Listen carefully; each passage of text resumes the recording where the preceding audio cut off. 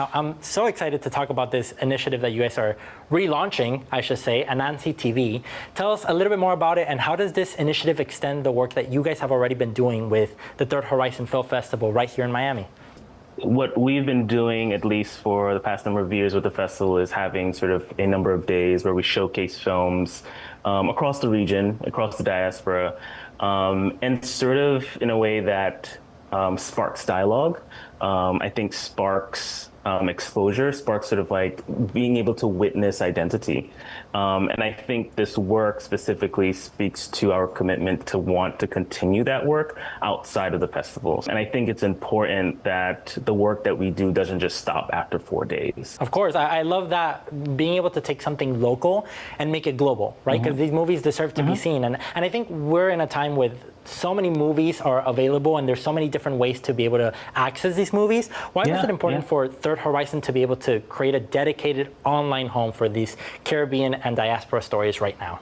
I think distinctly what we're not trying to do is replicate what other people are doing. We're not trying to build a platform. We're not trying to be a streaming platform at all.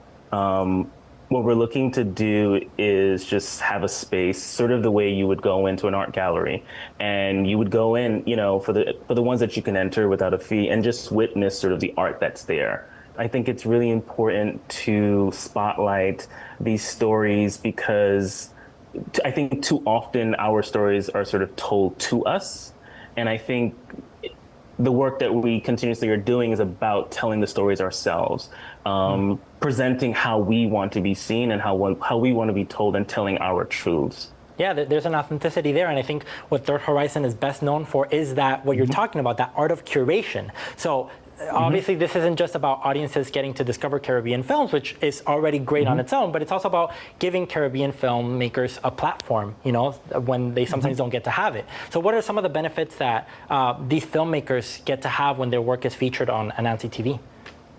During the festival, one of the things that we always feel and we can see and hear from other filmmakers is like, oh my goodness, I did not know that there were sort of like all these other filmmakers that are out there. And so they get to experience firsthand seeing a larger community. I think too often when we are working, even as specifically as artists, we're in this like very small bubble.